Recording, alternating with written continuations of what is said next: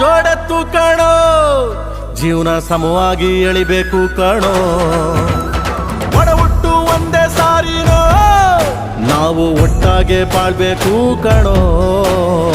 ನೋಡಿ ಇವರ ಕಲಿಬೇಕಪ್ಪ, ಕಣ್ಣಾಕಿ ಹೊಟ್ಟೆ ಕಿಚ್ಚ ಪಡ್ಬ್ಯಾಡ್ರಪ್ಪ.